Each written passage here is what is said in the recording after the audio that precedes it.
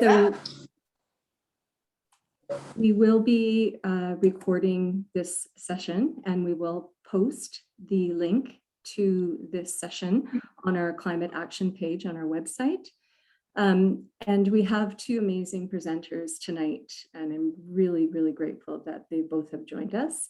And the first is going to be Kim Stevens, and in a moment I'll have Councillor Nicholson just provide you with a bit of background about Kim. Kim is a Bowen Islander and extremely knowledgeable about water conservation, sustainability. And his presentation tonight is entitled Water and a Changing Climate, and Drought Affects Us All. And he's an amazing storyteller, so I know that Here, give it to me. You'll enjoy his presentation tonight. And then following that, Councillor Hawking introduce our second presenter, Kathy Leishman, member of the Garden Club. And she's going to be presenting a water conservation or water conserving garden presentation. And we're really looking forward to that. It's very Bowen specific, drought tolerant plants, etc.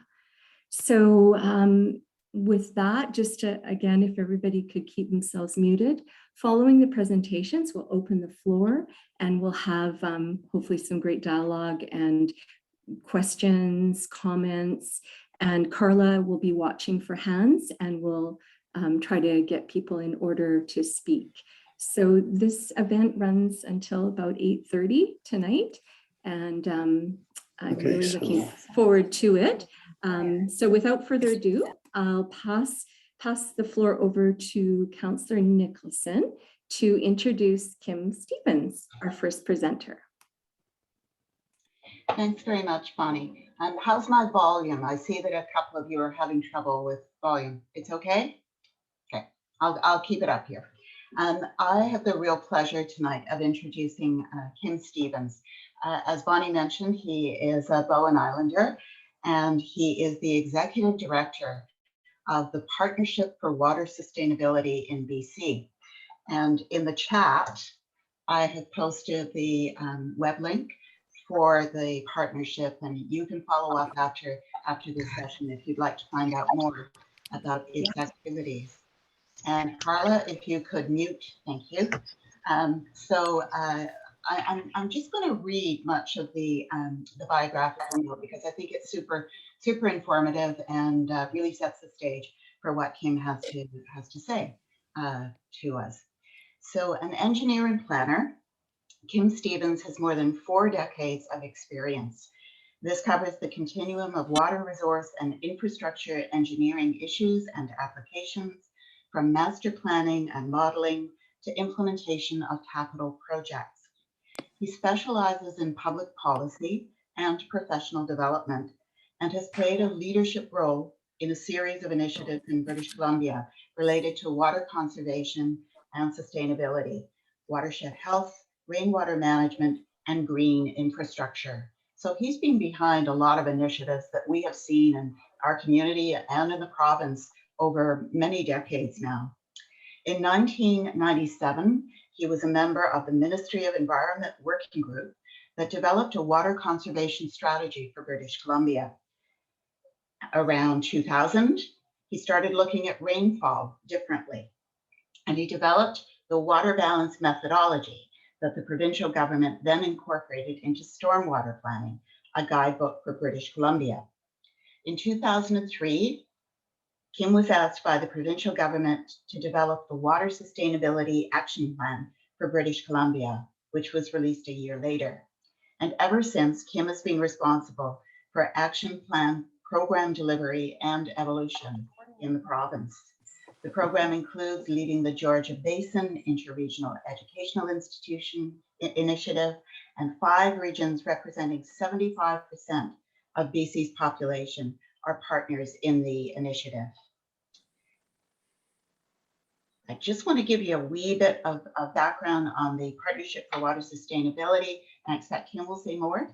The partnership is the hub for convening of action network in the local government setting and is responsible for delivering the action plan program through partnerships and collaboration.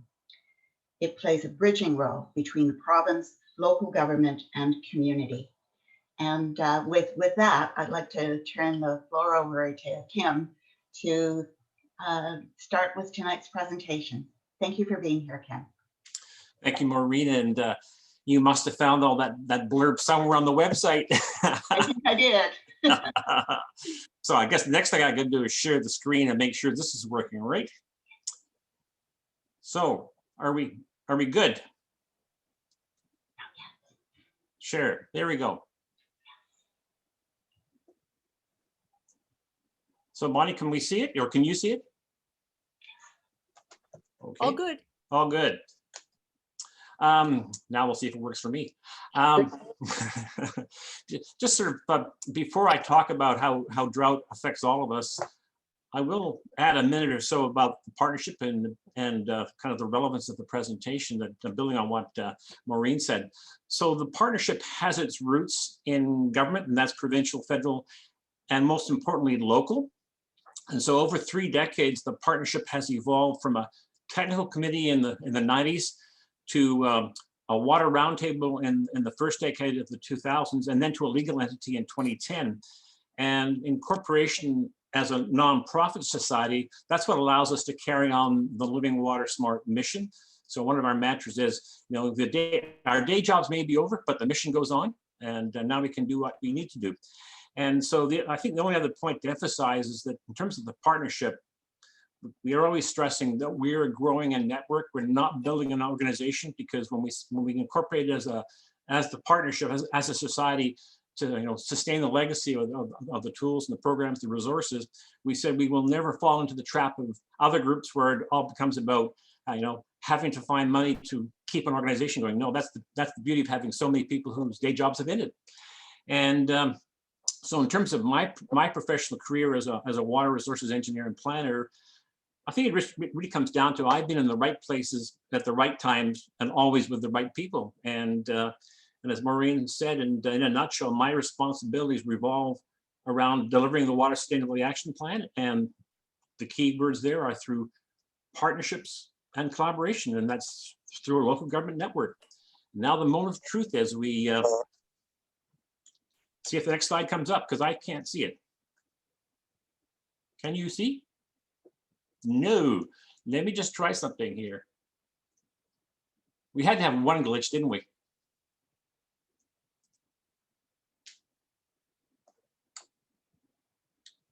Ah, there, it's working now. So just to build on this idea of the a career helps you put things in perspective, because you've been around long enough to say, been there, done it, and let's do it differently next time. And so there's really 3 years that stand out in British Columbia in terms of the whole topic of water conservation. And really 1987 was our first wake-up call. And that really, 1987, after a very benign half century, we had a drought. And probably most people did not know that Metro Vancouver was within 2 weeks of running out of water that year. But as we all know, November, it rains, right? So, and it did on November 2nd. And because, that time to even use the word, the phrase water conservation, people would challenge you and you say, why, right? Why? Not in British Columbia, it's a rainforest. The next teachable year was 2003, or it truly was a teachable year. I'm going to ask you to think about what you remember about 2003, and in a moment I'll tell you why it was a teachable year. But think about, cast your mind back. Cast your mind back. I'll give you one clue. Think Okanagan. If you can think back to the Okanagan, you'll remember. And in 2015, that's when our new climate reality hit hard. So those are 3 defining moments. 87 really has defined my career. And here we go. 2003. 2003 was the beginning of one teachable moment after another. And so do we all now remember the mass evacuations from Kelowna? Right.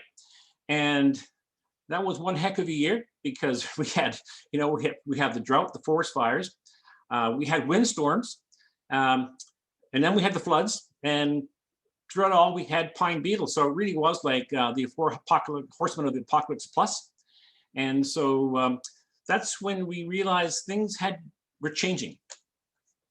And then 2015 really marks the beginning of the new era. This, what we're experiencing right now, I mean, that's the first year we experienced it. And that year, I was quite surprised, honestly, but in December when CBC did the poll and the drought was the top news story, because I figured it's December, right? Everybody's forgotten. But no.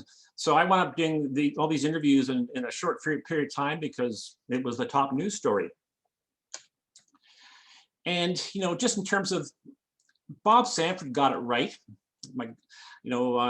Hopefully some of you know the name Bob Sanford, and he's a great guy in terms of being a person who can translate what the scientists say into language that everybody understands. And it was Bob who we had him involved in a program in 2015. He's the one who said, 2015, I think we're crossing an invisible threshold into a different hydrometeorological regime in Western North America, because that year, what we were experiencing extended all the way from British Columbia to the Mexican border and east from British Columbia to Manitoba, and nobody had ever seen it, right? So that's when we thought something has changed. And this is our reality. Our reality now is adjusting to longer and drier summers in British Columbia. When we talk about, we have warmer, wetter winters, we have longer, drier summers. And what does that mean? Well, this kind of foreshadows where this presentation is going and how it leads into what Kathy's talking about. It means our seasonal use of water must be in balance with the changing water cycle. And, when you think about it, the Earth's a closed loop system. So, we don't create or manufacture water. So, if we alter the balance, the cycle, then if it's dry in one period, it's going to be wetter in the next. So it all starts to make sense. And 2 days ago, another friend of mine, Hans Drier, had an article featuring him in about the current condition. And I really am indebted to Hans, because he actually took the time to go and do some number crunching, and then he shared his PowerPoint presentation with me. And in terms of how he looked at the numbers, he compared the last 20 years going back, and then compared it with the previous 50, and came up with this 20% reduction. I said to Hans today, I think if we take a closer look at the 2015 to 2020 period and 2021, it's more than 20%. Because even just looking at the graphs that Hans developed, you can see that looking at the last 20-year period, it's a bit deceptive, and this has huge implications for all of us in terms of how we use water in the summer. And I just want to kind of give you this something to think about. So in the span of my career, and I actually graduated in '73, my master's in '75. And in terms of, what I was taught about hydrology a long time ago. And, when I used to do analyses, well, we always talked about, okay, the water year, it's 5 months, but, we never get 5 months of drought. So realistically, it's 3 months, right? And occasionally you see 4 months. And so that was the rule of thumb, that in terms of water supply, so water supply managers knew you had to have about 3 months of storage. Well, 2015 came along, right? And all of a sudden it's 6 months. And I think that's the new reality, is we need to be thinking in terms of needing to have water for 6 months. And on my screen, I can see Sue Ellen. And I remember a conversation we had on the ferry once, Sue Ellen, about when you asked me about that, I said, well, we don't really need any fancy math to figure this one out. When it's not raining, how many months are we going to go without rain? How many months of storage do we need? It's a pretty simple equation, but it's taken a while for this to kind of sink in. And Bonnie said about telling stories. Well, I have another story to tell you, which is in 2016, I was invited down to Australia to do a keynote and they wanted me to do, kind of compare Australia and Canada, because I'd been last down there in 2001. And so 2016, we are now into our second year of the near normal. And I thought, well, how can we're used to thinking in terms of, well, droughts 3 months, 4 months, 5 months. That's our understanding. How can I expect the Australians to take me seriously if I talk about the fact, well, we had a 6-month drought, and and they'll say, well, yeah, we have 7-year droughts. But then I realized what happened in 2015, which is that it's actually more critical when you have the short-term drought in a place that's basically water storage short, because we depend on so many seasonal sources. Because as we saw in 2015, especially with Metro Vancouver, you had a new crew who hadn't been around to experience 87 and 2003. You get the decision wrong in the first month, and you can't catch up. And if you remember, there was kind of a lurch in July with sudden changes, and no, we're no longer in level 2 or level 1, we're in level 4, right? It was that kind of dramatic change, because in 2015, I'll tell you, water suppliers all around southern British Columbia were worried because all the inflowing creeks are dry. We won't make it. We won't make it through to November. It was that simple. And we lucked out on the southern BC because we had a bit of rainfall in August, and that's all that really got us through. I mean, in so many places. So that's the reality that we've begun to deal with in British Columbia. I always thought this is a great slide with Teddy Roosevelt and John Muir in 1903. And it's a classic quote from John Muir, which is, when we try to pick out anything by itself, we find it hitched to everything else in the universe. And that's something to always keep in mind, because everything is a system, right? And too often people are looking for that one simple solution, but it's not. It's just how things interact. And in terms of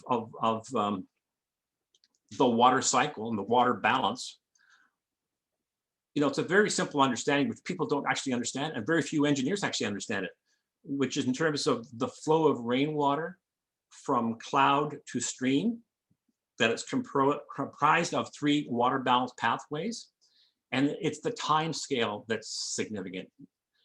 And that you've got the surface runoff minutes to hours, right? That's obvious to people. That's what you see.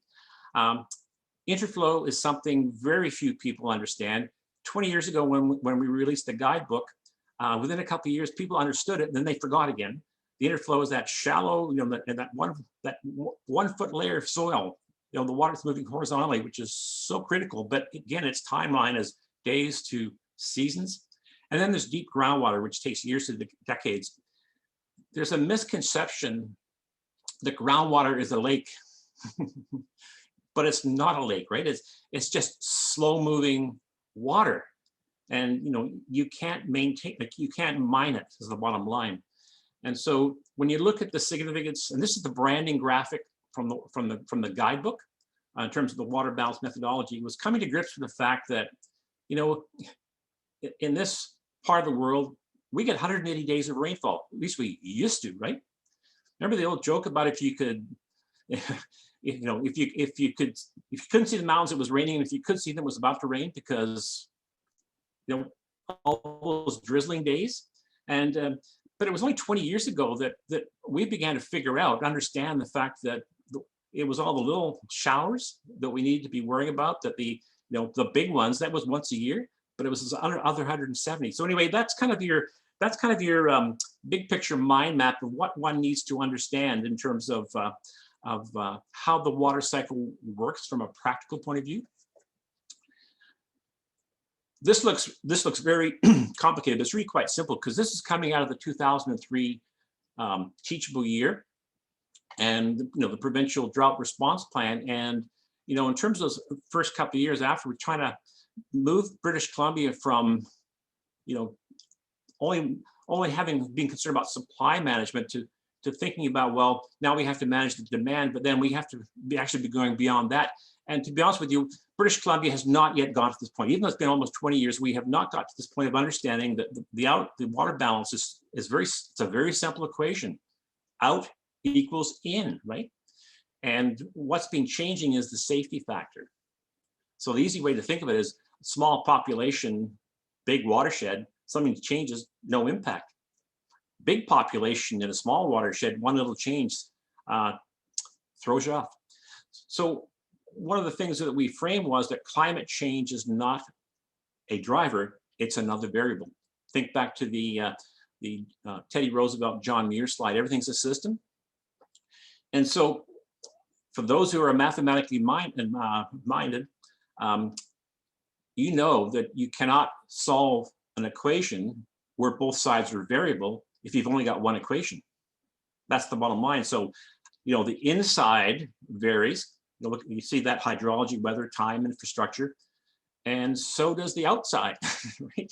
In terms of uses, and then you know, even that's time based, and so it's the safety factor, right? So all the things you now have to take into consideration. And Tim Pardee sent me an email today saying, remember to mention the fact that you know, Terminal Creek is drying up, and other places, you know, we're having to do fish salvages, and that's part of it, right? Because it's not just human use; it's the environmental flows as well. So it's a deceptively simple equation. It's all about how we deal with uncertainty and how we manage risk. That's what you need to think of. So as another one of my colleagues, Robert Hicks, said, there is no silver bullet. Communities need to do many little things, and over time, the cumulative benefits of doing many things do add up. So it's like a lot of things. If it's taken decades or a century to mess things up, we're not going to turn it around in a year or two. It's going to take us decades. And I think that's the realization a lot of people that I deal with have experienced, that, you know, for many of us, we're now starting the third decade of just starting to do things differently. So 2010 seems to be a really significant year, not just because the partnership was incorporated, but 2010, you know, various regional districts, plans were adopted. Metro Vancouver, you know, that was the liquid waste and resource management plan. You know, you go up and down the island, everybody's initiative. It took a decade to get to 2010, where you had the first, you know, getting to first base to begin to do something. And what everybody's been doing for the last decade is building the foundation. And whether it's the regional district of Nanaimo or the capital region or the Cowichan region, everybody is poised for the next leap forward in the next decade. But it's taken 20 years. It's taken 20 years to get to this point where some of the basics are sinking in. So again, the solutions are not overnight. But you know, it comes down to soil. And in 2009, we did a forum hosted by the city of Surrey about the water balance. And you know, all the members of the team went to the pub afterwards, and we talked about the fact that because we'd showcased a developer who was actually trying to get ensure that his builders provided the foot of soil that Surrey was speccing. And at the time in 2009, we said, if we can't win this foot of topsoil, we can't win the big ones. Just like when we did the low flush toilet regulation 20 years before that, when George Apple was the minister. So if we can't get this one in, why would we talk about the big picture stuff? Because it's the little things that we got to change. But in terms of the significance of the soil being the absorbent sponge and what it does for you in both dry weather and wet weather, well, especially right now, the sustainability of water supply, to use less water to irrigate during dry weather, and of course in the wet weather periods to reduce the flash runoff. So soil is the foundation piece for everything, but it's taken a long time for that to sink in with people. So at this point, I'm gonna sort of start the transition, which really sets up what Kathy will talk about in terms of drought-resistant gardens, because one of the things the partnership does, of course, is sort of acting on behalf of the government, is to develop the online tools. And so one of the ones that we've just in the last year spun off from a multi-year provincial initiative is called the BC Landscape Water Calculator. And so we've begun the process of operationalizing it through partnerships with local governments. So it's the tool to bring it down to the individual property level to start doing things differently in your gardens. Because unless we do things differently in the gardens, well, that's where the summer water use comes in, right? So I guess afterwards you'll be able to get that link from Bonnie. I guess you're going to post it, aren't you, Bonnie? In terms of the bccalculator.ca, so you can see it. And the power of this particular tool is that it is linked to a provincial 500-meter gridded climate data set that was built for the agricultural water demand model. And that's what makes it possible to establish the allowable water budget for each and every property in British Columbia. That's what you can do. And just a kind of a bit of a story. It's interesting here because one of the partner local governments is the Capital Regional District, and one of the modifications that had to be made to this tool was that it was based on inland in terms of nobody had thought about the fact what happens on the coastline itself until CRD said, well, we have this stripper properties along the coastline which the tool isn't working for. So there had to be a modification just to extend the database to cover coastal properties. Just a detail.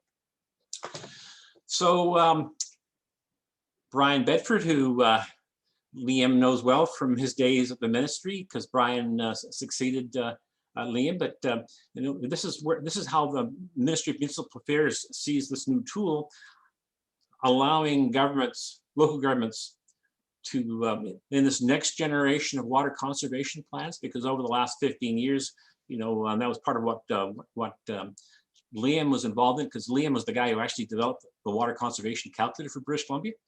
That the next piece of education, as Brian says, is for those who are actually turning on the taps at their homes. And that's kind of the segue into just briefly, very briefly, just introducing you to the three local governments in the three regions: the Okanagan, that's Kelowna, the Fraser Valley, Abbotsford, and Capital Region on the island, in terms of the first ones to implement. There's Ted Van de Gulik, former senior engineer in the province, and really the driving force behind so many of these online tools. But there's the key message from Ted, which is now any property owner in BC can zoom into their property and they can quantify their outdoor water needs based on climate, soil, plant type, and irrigation system. Plant type, that's the key one for tonight. To actually have a online data resource. With Abbotsford, and here's the quote from Amy Peters, which really captures what the breakthrough there was, because in all three of these regions, we had to develop the list of plants, right? And with the Okanagan, it was fairly straightforward because we worked with the Xeriscape Society, but there was nothing in the Fraser Valley. Nobody had done any work to actually compile the list of native and water efficient plants, and based on sun, shade, or a combination. And that's what's all built in there now in terms of plant selections, based on the work that was done with both Abbotsford and the Capital Region.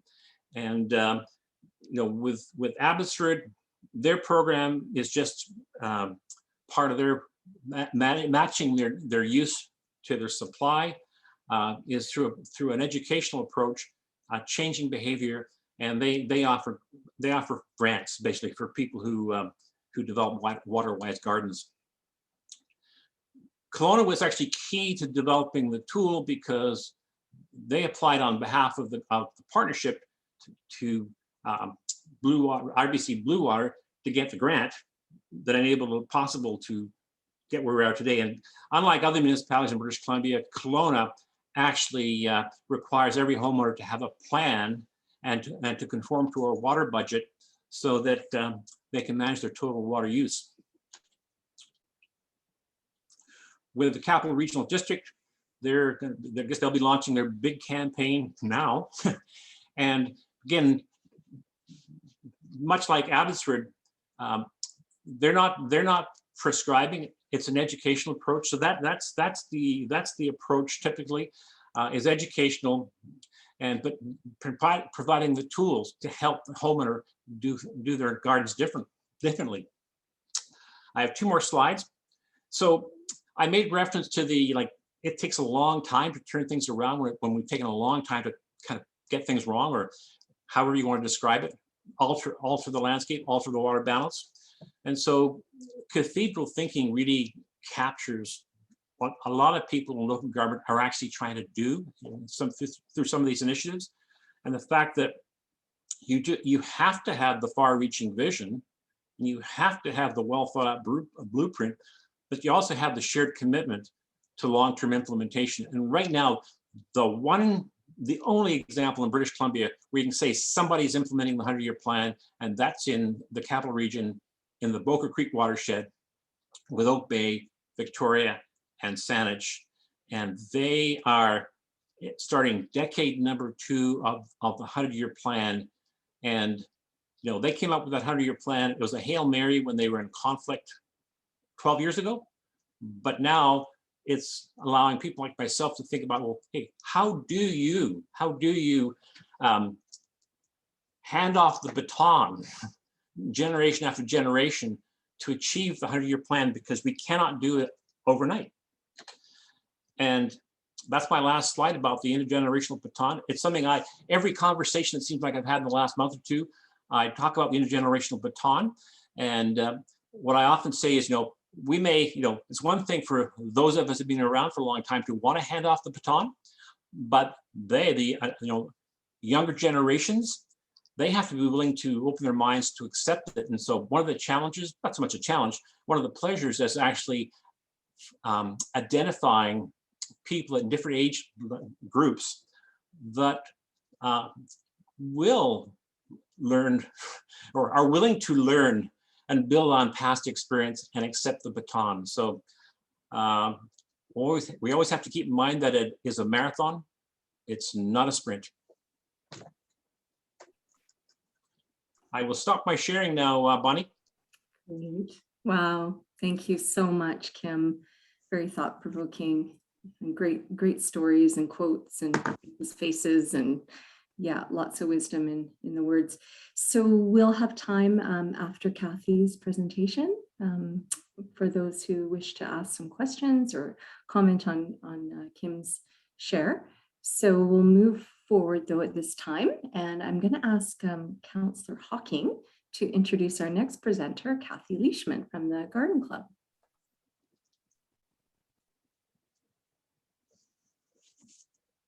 Oh, David, we can't, oh, sorry.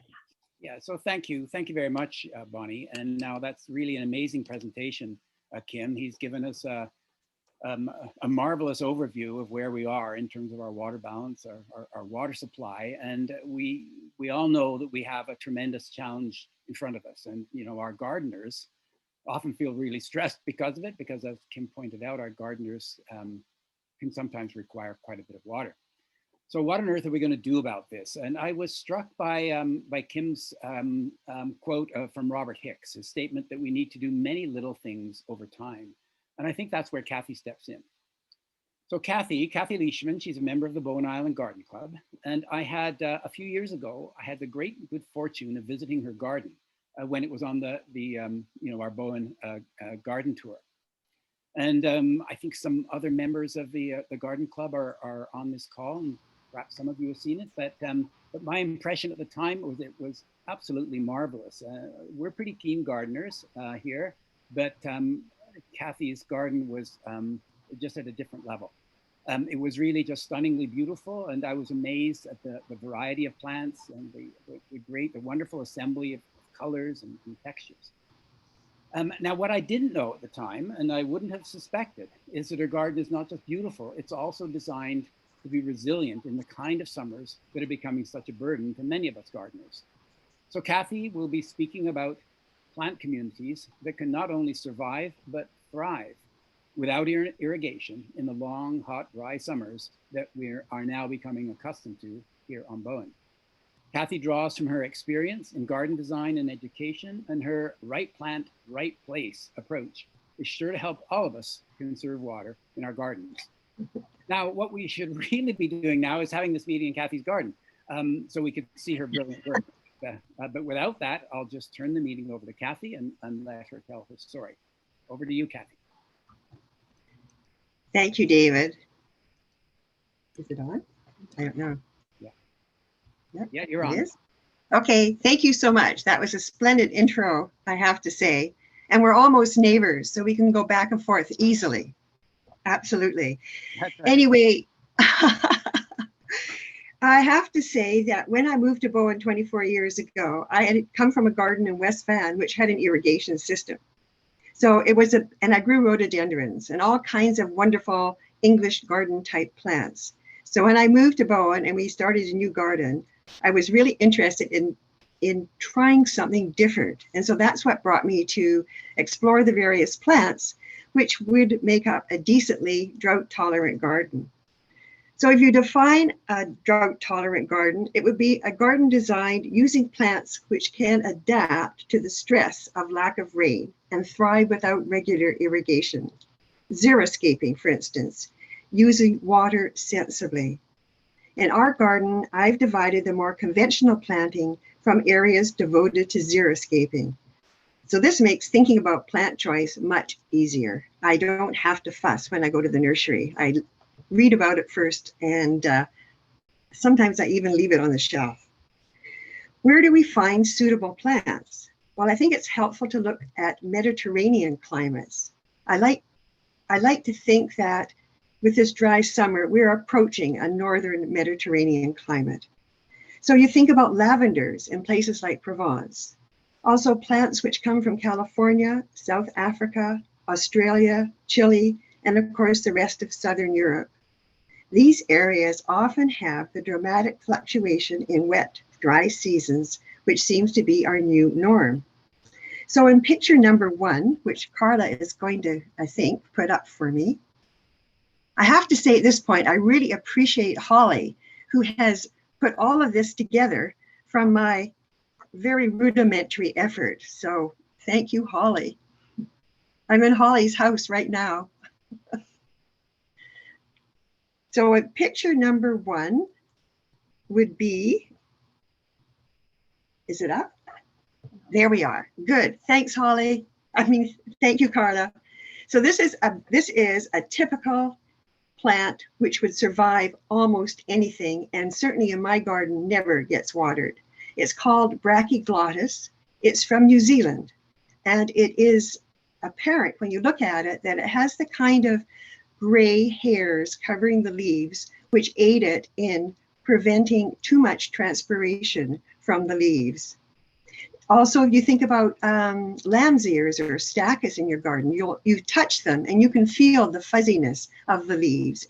And those are really good plants to look for. Also in picture 2, we're going to have Cyanothis. Now this is a California native. And look at these leaves.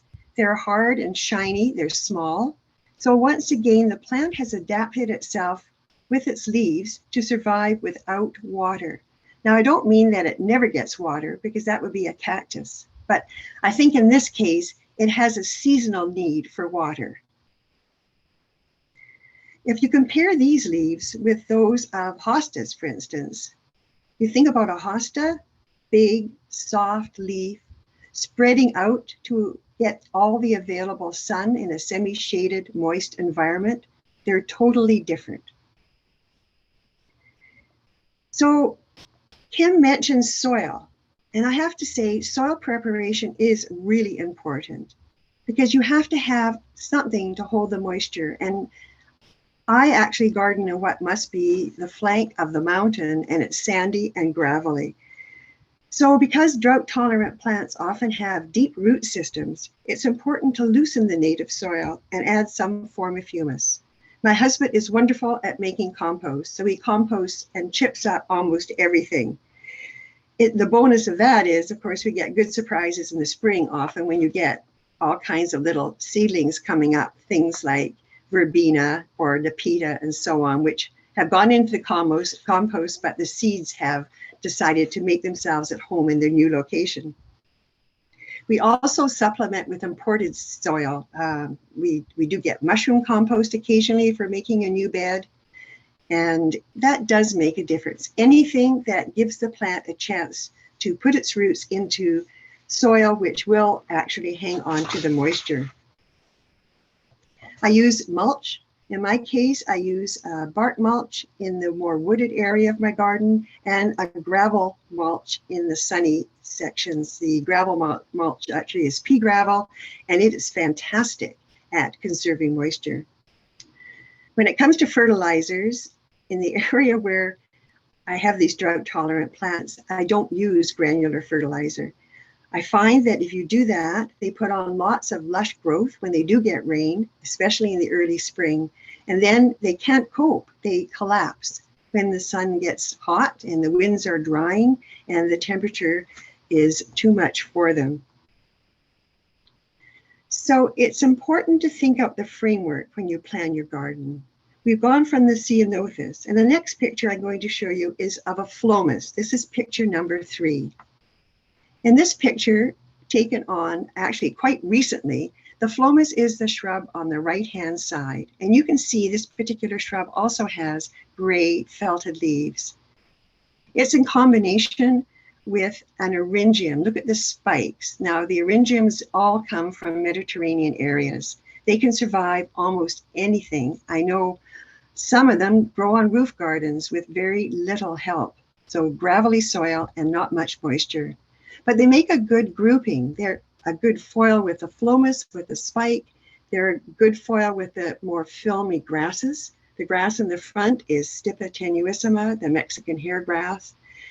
It is good for movement. I think this is all part of placing your plant combinations together. You think about the form of the plant, the structure of the growing period, and then at the end of the season, you look at the sort of the seediness of it and whether it's pleasant and whether it's something that you want to enjoy, say, through the autumn. The phlomis is good in the autumn, actually, because the seed heads stand up and they look proud and impressive, and the little birds actually come and feed on the seeds. In picture number 4, we'll look at a conifer, and this is just a spreading pine. Now, they're often drought tolerant when they're established, and in this case, the pine is supported by a whole raft of other smaller plants, like the salvia. This is just the culinary sage with the variegated leaves. And there's a mass of lavender, which you can't really see, but there's a huge drift of lavender around this pine. So that too makes an interesting composition. You have the firmness of the conifer and the softer look of the leaves of the sage, and then you have almost frothiness of the lavender. I guess my main issue is when you think drought tolerant, sometimes people think they almost have to punish themselves, and they can't have this and they can't have that, and it may not be beautiful, but it can be beautiful, and it can be very, very appealing.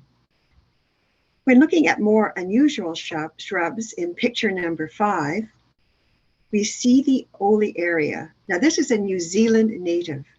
Once again, you'll notice it's got a shiny, firm leaf, and it also has a lot of little flowers. It is a very firm plant, and I actually grew this one from seed I got from a seed exchange. They're easy to grow from seed.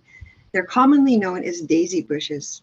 This particular plant is about 6 feet tall and 4 feet wide, and it's wonderful in sun or in semi-shade. A very sturdy bush with gray-green foliage. And the flowers are, in this picture, I took it last week, so the flowers weren't quite out, but the flowers are fully out now, and the shrub is just a mass of white. It's really effective, and the freshness is very nice this time of the year.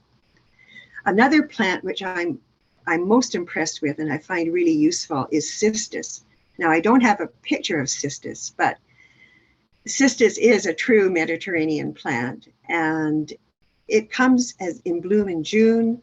The flowers are flamboyant and gorgeous in whites and pinks and bicolors. They look like single roses, and the shrubs are very firm and rounded and large. Probably you'd find them up to 4 feet by 3 feet or 4 feet by 5 feet. They're a little more spreading. They are absolutely terrific. It's important, though, to toughen them up by not fertilizing them. Otherwise, in the wintertime, they have trouble. So no water in the summer, no fertilizing, and they will do very, very well for you. I'm checking my notes here so I don't forget everything. Also, another plant which I've used, it's Potentilla. I don't have a slide of that either, but it's often thought as a gas station plant, but they deserve a better place. There are several color forms, but I found the most useful to be the yellow and the white flower varieties. Their stems are a warm chestnut brown during the winter, and I really like them with Hellebores agudifolius. So that would be picture number 6. The hellebore has pale green flowers in January and February. I think all the gardeners on Bowen know this particular hellebore. It seeds around. It can place itself in the most inhospitable place, but I would never be without it. First of all, it makes almost a shrub-like plant. It's big. It is probably 18 inches high and at least 2 feet across. The flowers are long-lasting, and they come at a time when we don't have many flowers. The pale green flowers set off snowdrops and crocuses and scillas and little daffodils. And then the new growth comes about April, and you can just cut off the old leaves and cut off the old seed heads if you don't want them anymore. But what an excellent plant. All the hellebores actually are so well adapted to a dry garden. You think about many of the very pretty forms you see that are pink and dark red and white and so on, the Hellebores orientalis, those hybrids are developed from plants which are found in places like Serbia and Bosnia. So those are more difficult climates and close to Mediterranean.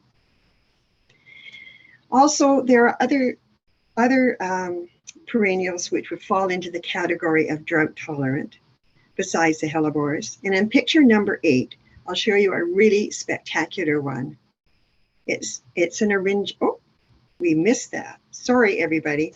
I missed Phormium. As I go back on my thought process here. Okay, so Phormium is an impactful plant. It's not a shrub. It's from New Zealand. And this is Phormium cookianum. Strong, evergreen foliage, looks great with grasses. This is growing under the shelter of a big Douglas fir. So I think that does help it. And you can see in the background a Cyanothis. I really, really like these plants. I like them because of their structure. I like the fact that they're evergreen. And I like the fact that I have never, ever, ever watered this plant. There are many other perennials which fall into the category of drought tolerant. So apart from the hellebores, I use lots of thymes, dianthus, pinks, dianthus, sedums, eryngium. The eryngium is actually number 8, I believe. It should be there. Good. Okay, this is Eryngium borgatii. It's from the Mediterranean area of France. And years ago, I was hiking in that particular area, and it was growing out of rocks, limestone rocks, actually. Well, we don't have limestone here. We have a granitic base for our soil, but it's adaptable. And this is the kind of plant which looks spectacular from April right through till November. Right now, of course, it's beautiful. That electric blue is really eye-catching, but those lovely silvered leaves that you can see underneath there come in the spring and last right through until the autumn. Even the seed heads look really good. And luckily, this isn't to talk about deer, but the deer never eat it because it is prickly and quite undesirable. It makes a great foil against the grass. Now in shady spots, we'll look at picture number 9. because all of us have some shady spots. And this is a Pacific Northwest native. This is Vancouveria, and it grows naturally in Oregon and into Northern California, but adapts very, very well to our climate. It is, as you see, shiny evergreen presence. It looks great with our native sword ferns. It's great with hellebores. It is wonderful to grow snowdrops through or crocus, and it doesn't actually make a dense mat. So all those little precious bulbs and so on can come through quite easily. I really highly recommend actually looking at some of the natives, which we maybe don't see in our woods, but you know, if you go to a native plant nursery or a specialty nursery, you can find some of these things. And I really do think if we seek for plants that are in Washington State or down into Oregon and California, it will make a difference because they will grow for us and it will enrich our gardens. Of course, annuals are easy to introduce into our gardens, especially when you have big spaces between shrubs. And in picture number 10, I was going to show this as Orlea. Now, I know that a lot of people grow California poppies, which are absolutely gorgeous, and I love them. And they're ephemeral, so they come and they bloom and they're splendid, but they actually probably will die off eventually year to year. They don't self-sow as well as they might. But this is an annual, which I got through a seed exchange, and it has proved to be such a worthy thing to have. First of all, it is a member of the carrot family. It has a deep tap root, so you have to throw it onto the ground. It's difficult to transplant it. It will be valuable in the winter because you throw the seed on the ground in October and it germinates and you have this lovely green fuzz over your soil. And then in April, the stems start rising, and in May and June, you get this fantastic drift of white lacy flowers. So again, when you look for opportunities to enrich your garden, this is the kind of thing I think we should also think about and incorporate. I know there are a lot of plants that are great annuals, and I know this one does go to seed. Anyone who came to the garden on Sunday would have seen a very seedy area where this is actually growing. But I think it's important when you think in terms of water-wise gardens to understand that there is a cycle, and you have your moment of glory, and then things do go to seed. And this is just part of understanding the earth, understanding our climate, and being resilient enough in our attitude to accept it.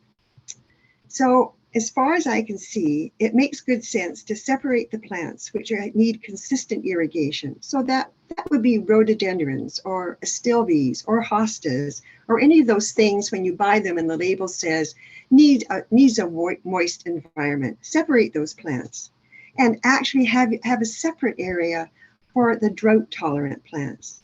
This way your garden will develop in a harmonious fashion, and you also will have a sense of satisfaction because you have contributed to the betterment of the environment and to the success of your own garden.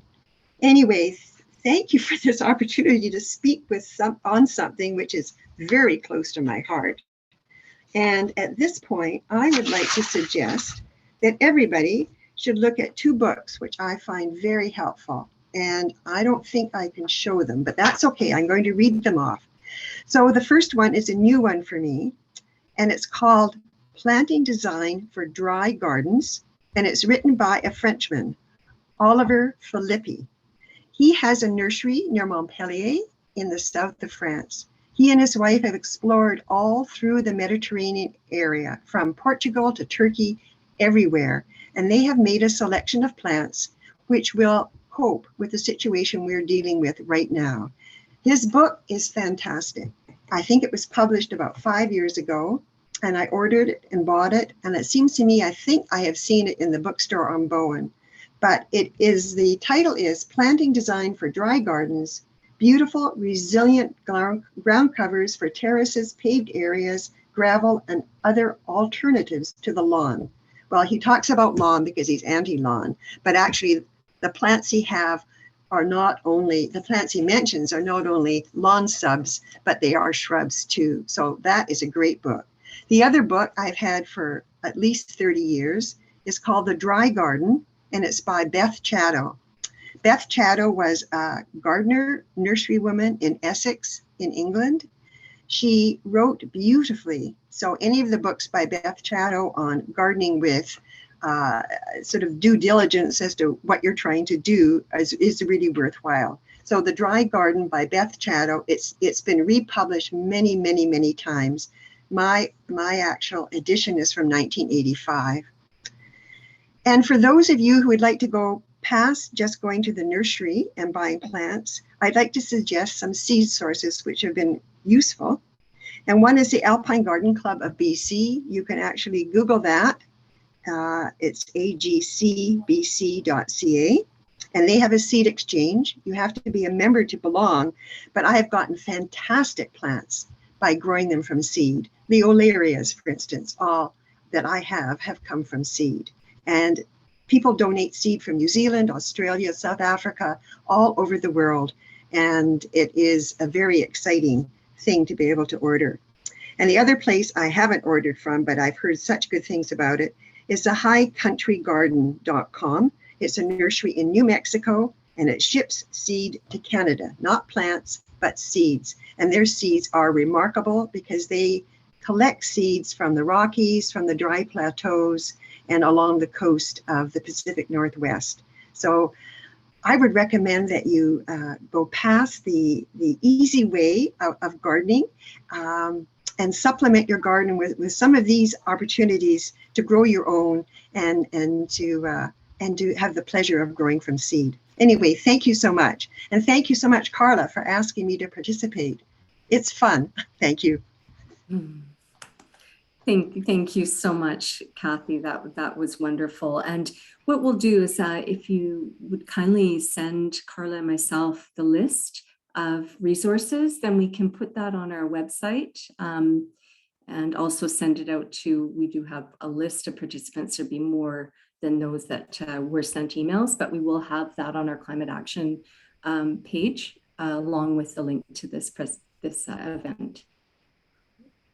Maybe if anyone wants those links sent directly to them. Kindly do that, that'd be fantastic. Sorry, I might have cut out. I was just going to say, if anyone wants me to send those links to them, if they could put their emails in the chat, I'll make sure that I do that for you. Okay. That's great. Great. So I just would like to open the floor for anybody who would like to share. Carla will be monitoring hands. I hope everyone can raise hands. If not, there is the chat as well. I'll be watching the chat, but if you could kindly raise your hand, and if you have a comment, question, we'd love to hear what you have to say. I see Liam's hand first and then Phil, and then I'll let Carla go from there. Thanks, Bonnie and Carla, for organizing this, and many thanks to Kim. And I'm sorry that the other presenter's name, it wasn't Holly, but that's what it says on your, Kathy. Kathy. Okay. Kathy Leishman. Yes, thank you, Kathy. That was fantastic. That was great. I'm thinking about all the plants that I want to go get. And I think the timing couldn't be better for something like this, because I was just meeting with my Metro Vancouver colleagues last week, and we were talking about the drought that we're currently in. And I just wanted to share some geeky statistics with you for those that might be interested. But normally the Metro Vancouver region uses on average 1 billion liters of water a day. And about 2 or 3 times a year, they go up to their maximum day demand of 1.5 billion liters a day. And this year, for the last 30 plus days, they've been using more than 1.5 billion liters a day. And it's interesting because we want to point to the drought, but it's also, I think, part of this pandemic that we've been in and this surge of gardening enthusiasts that have come out of the woodwork.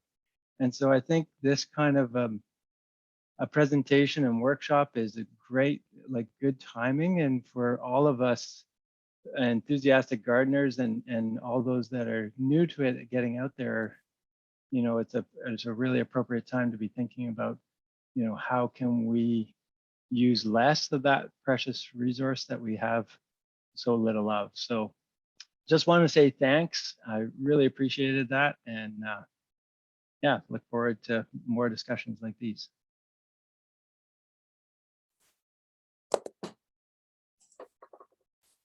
Okay, I think Bonnie said that Phil could go ahead after. Phil, you want to go ahead? Unmute. Okay, I'm unmuted, I believe. Well, thank you so much, Kim and Kathy, for the wonderful presentations.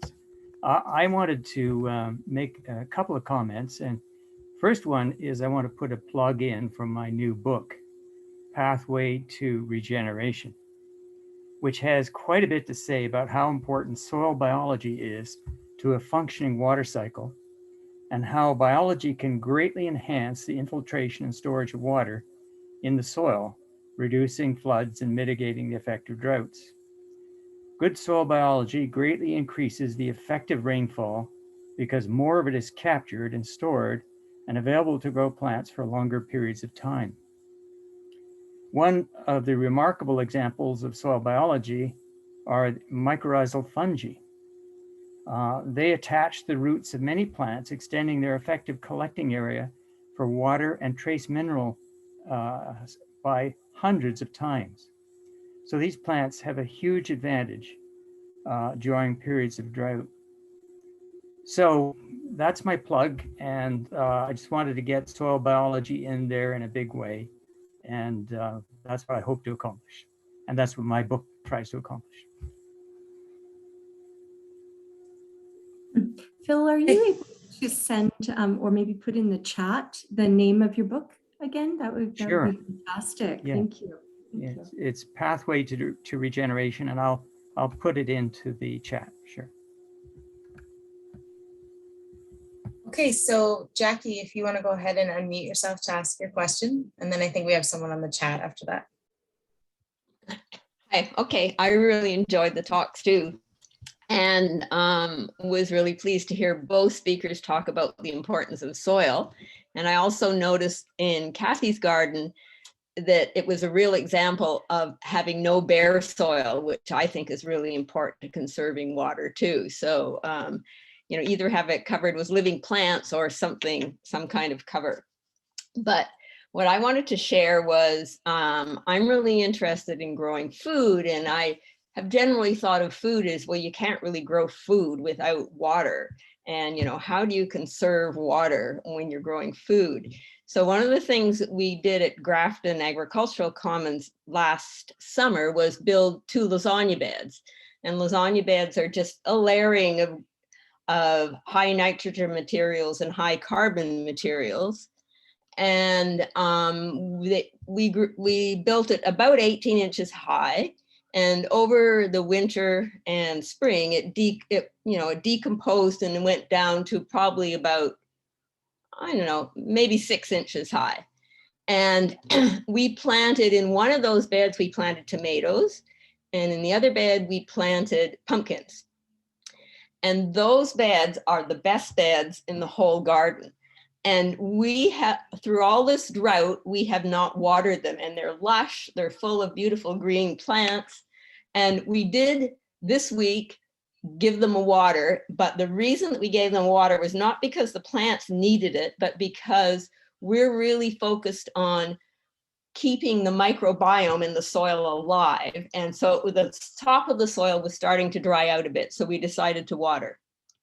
But really, if we had a bad drought and there just was not water available, we could still, if you had a lasagna bed, which means basically a bed, as Kathy was pointing out, with lots of compost in it. It's just like a compost pile, really. So it's a great way to conserve water, I think. Okay.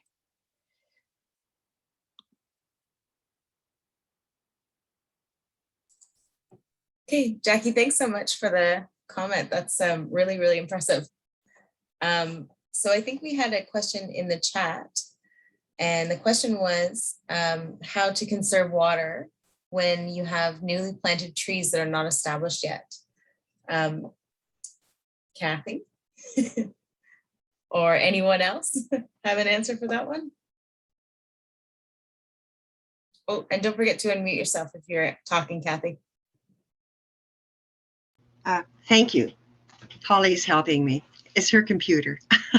Anyway, you can get the water bags for newly planted trees, which will direct the water to the roots, which makes a difference. And also when I have newly, it depends how many trees you've got, right? If you have an orchard, then I'm sure there is a very professional way, and Kim probably could tell us the best way to do that. But when I have a newly planted tree or shrub, I actually save my water in my kitchen sink, and I have a basin and I pour it into buckets outside the door. And it's very primitive, but I haul that water up and I give that particular plant a really good drink. But I don't have an orchard, and I actually at this point don't have very many new trees.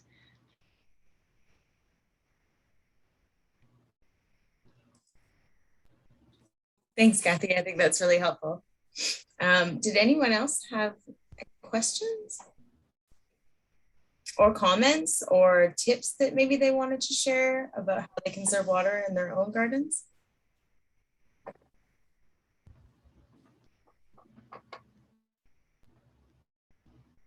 Sue Ellen? Thank you. Yeah, this is a question for Kathy. Kathy, there was a point there where you were talking about times when you were talking about eryngium, and I missed a bunch of the other smaller plants. You said them quickly, but I'd be interested in hearing what you were talking about. It was right after the phormium slide, I think. Oh, yes. Okay. So I mentioned sedums, okay, and thymes and dianthus or pinks. So they are pretty sturdy, and any of those things are just great knitters. That's all. Thank you very much. That's exactly what I needed. Thank you. It's Pauline here, and I have a question about my apple trees. So they're well established. There's 2 of them. They've been in there about 11 years. And I mostly don't water them because I did a kind of a forest guild around them. So I have a comfrey on the outside and then yarrow, and then I put daffodils and garlic inside. So it's, but I've been really concerned with, like when it was in the 40s, I mean, I just don't know what, I just don't know how to water. The fig tree is doing okay. It likes the dry, but I just think that I'm underwatering the apple trees. So if somebody could give me some advice on that. Oh, actually, you sound like you've done a brilliant job with your apple trees. Yeah, but I wasn't expecting 100-degree temperatures, so. No. So, but are your apples formed? Are they? They are, but they're very few this year. And it's okay. Even a tree needs to have a sabbatical year. But one thing I noticed is that, so the Liberty, which usually starts producing, like I'll pick them in September, it started a couple of weeks ago dropping them, and they're about this big already. And they're dropping and they're not ready. So it's like almost 2 months too early. And I don't know if it's the lack of if it's the dryness that's making them drop, because they would normally only drop like in early June or May if they're when they're really tiny and they're not fully formed, and they would drop, right? But these are like big and dropping. Had 5 of them drop now. Actually, is John Riley still watching? He's the person to ask. Yeah, right. And Josephine, you're on. Come on, John.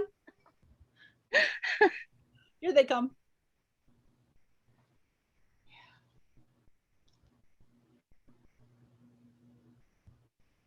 I don't know if you heard that, John, but the question is, should we be watering? Should Pauline be watering? We can't hear you. Josephine, you need to unmute. Down in the left-hand corner, there should be a little microphone. Okay, there you go. Hey, good. So John, what should Pauline do? Excuse me. I think those trees will be just fine. I mean, they've been established for several years. I found as long as I babied them through the first year or 2 years maximum, they're very, very drought tolerant. And the fact that she may not have had a good crop this year, I found was largely dependent on the kind of spring that we would have. So if you get nice weather between the 1st and the 15th of May, the bees are out, then you get good pollination, then you should get a pretty good crop. This year was not very good in that respect. And apparently our orchard on Bowen Island hasn't had the crop this year that they enjoyed last year. Mm-hmm. But I mean, there's lots of apple trees growing in the Okanagan that are in much higher temperatures than what we have on Bowen Island. Right. And they're not, they're surviving. So Okay, well, that's good. So because my neighbors go around, because like I'm in a co-op, right? And so they go around, they're watering the rhododendrons. The rhododendrons look really terrible. I mean, I don't think we should grow those anymore. But anyway, they say, oh, well, we're also watering your apple trees.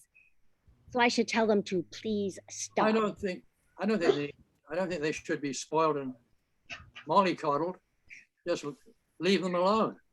I don't remember in the 30 years we were there, I don't remember losing a single apple tree from drought.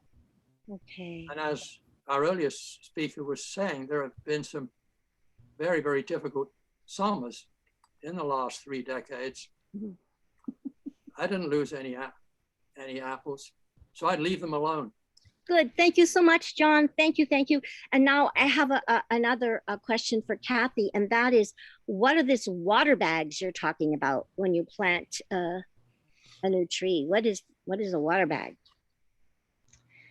Oh, that's a good question. I have never used a water bag, but I've seen them in cities where my son lives. In parks in the city, yep.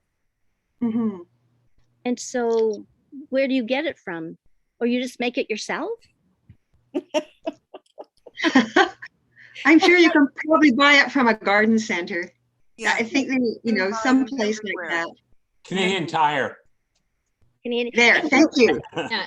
Because in September, we're planting the chestnut tree in Davy's Orchard, right? So we should have a water bag, I think. Pauline, what a water bag does is I'm sorry, there's a product called Gator Bags. I can post a link, but they're called Gator Bags that you can put around your trees. They're green. Great. You can use it. I'll post a link for it. Yeah. John, you were going to say something? Pauline, a water bag actually puts out water slowly into the ground so that it's kind of like a watering system. Thanks. Thanks, Jackie. And I thought John was going to say something too. No. No. Okay. Unless you've got other questions. No, thank you very much, everybody. Really appreciate this. It's been a wonderful education thing. Pauline, there were a few more comments on the chat here as well that people have bought them at the building center at the Early Bird. Oh, great. Okay, good.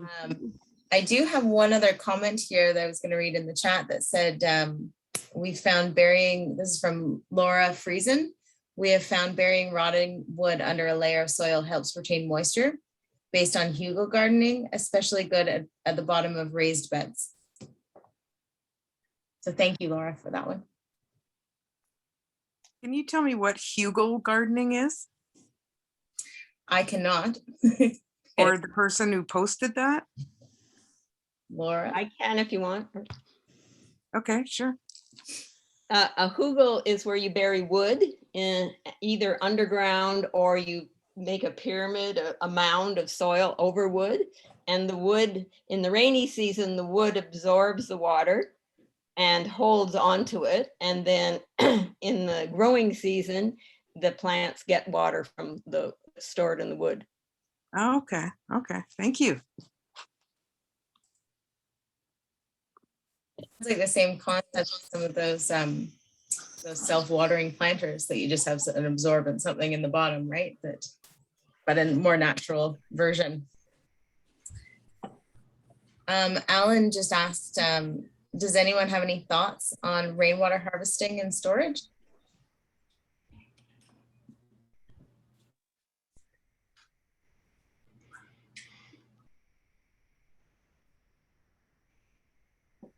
If Kim, do you have any thoughts on that topic? Well, we have 2 tanks, but they're now empty. No, I think that's the obvious source. I always remember about 2004 when Peter Coombs was up here from Australia for a conference, and at the time he referred to the green drought that Sydney was having, because he said, like, Sydney's on the coast, it does rain, but the water supply was inland, and there was all this water to capture. And with our 2 tanks, the way I look at it is we have they're 2,000 gallons each, so we use them for our indoor toilets, or our toilets rather, and as well as outdoor. And one 2,000 gallon tank is equivalent to toilet use by 1 person for a year. That's a rule of thumb. But this year being so severe, with our trying to keep everything going in the garden, that as of a couple of weeks ago, our tanks are empty. That's the problem. They fill up fast. Just takes a good rainfall, an inch of rainfall, 25 millimeters, and the tanks fill up. But they're what, 8 feet high, and so my rule of thumb is 1 millimeter of rain equals an inch in the tank. So you get 25 millimeters, you get a quarter of a tank.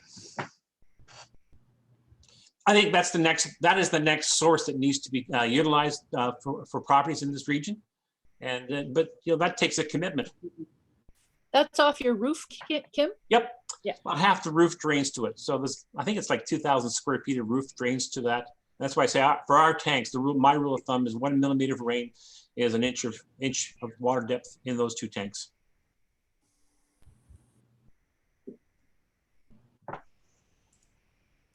So I think, Sue Ellen, did you have your hand up again, or is it just, okay. I just wanted to make sure. Rabia, did you want to unmute yourself and go ahead? Yeah. I wanted to say that in the library, the Bowen Library, is a book that Jackie Bradley actually wrote about hugelkultur that you could take out and read about. It's a very beautiful, color photoed, simple way of learning how to make a hugel garden. And that also the Grafton Agricultural Commons offers free lasagna bed demos if people want to come to those. We will post them as we're getting ready for one on Bowen, everything else. Or you could check in with Jackie if you wanted. Thanks so much.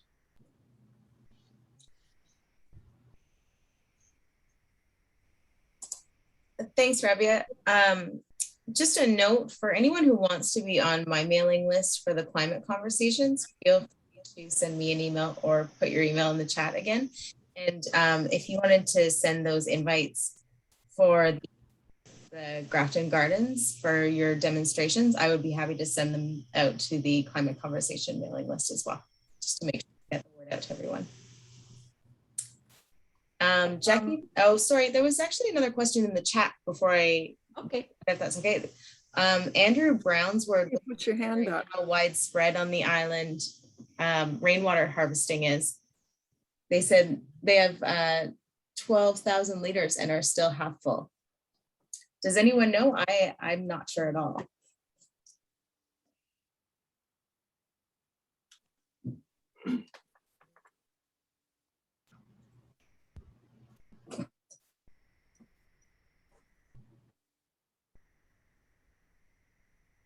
It's Sue Ellen here.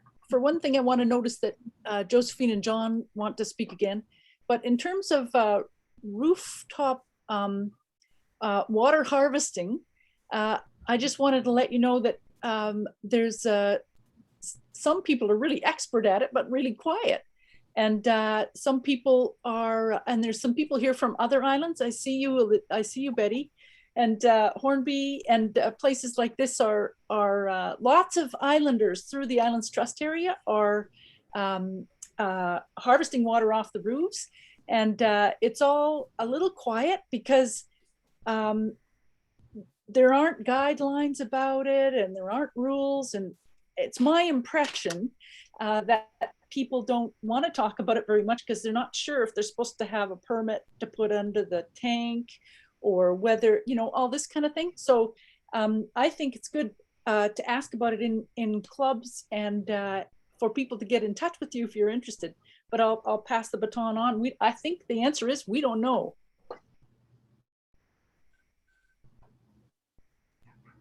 I'll pass the baton to Josephine and John, perhaps, or Carla, if you've got somebody else. I'm done.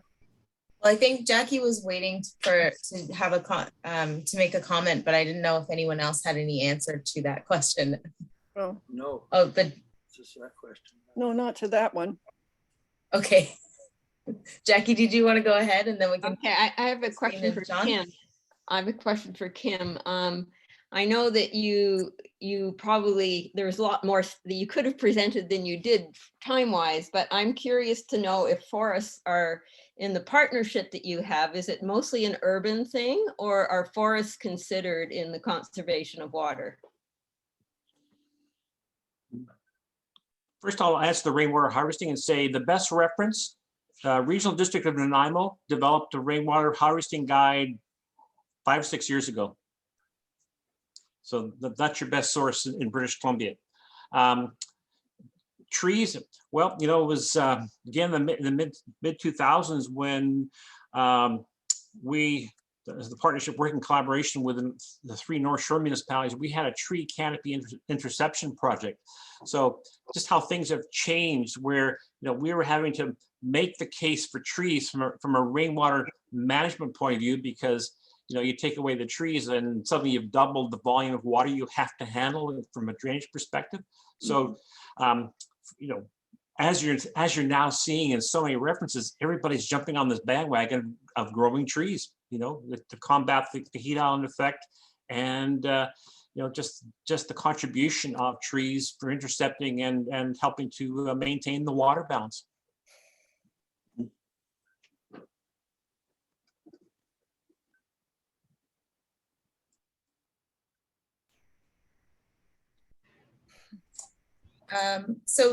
Josephine, did you have another comment? John does. Just one. Yeah. Can you hear us? I've kept for many years a 10-year diary, a calendar you get from Lee Valley. I find them so useful, comparing notes from year to year. And the front cover, every time I get another 10-year diary, and I don't think I'll be in any position to get another one because I only bought the most recent one a couple of years ago. I always write this comment. I have no idea where it originated. It says, despite its artistic pretensions, its sophistication, and its many accomplishments, humankind owes its existence to a 6-inch layer of topsoil and the fact that it rains. I like that. Excellent. That's a good one, isn't it? Yes.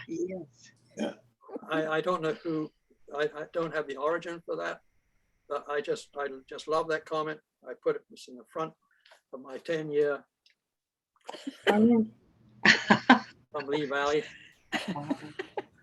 Yeah. Right there.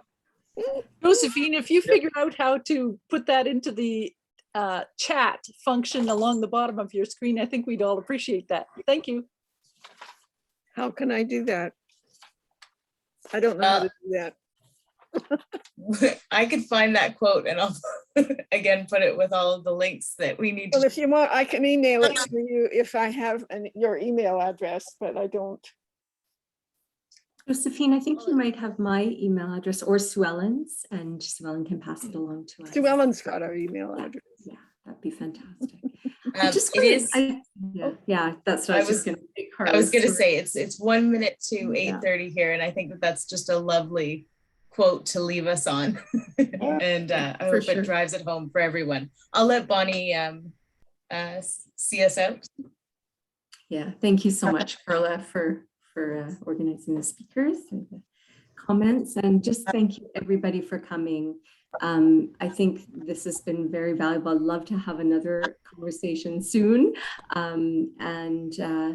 I really, really am so grateful to our presenters tonight, Kim Stevens and Kathy Leishman. Yeah, yeah, so great, and really good to see everybody's faces.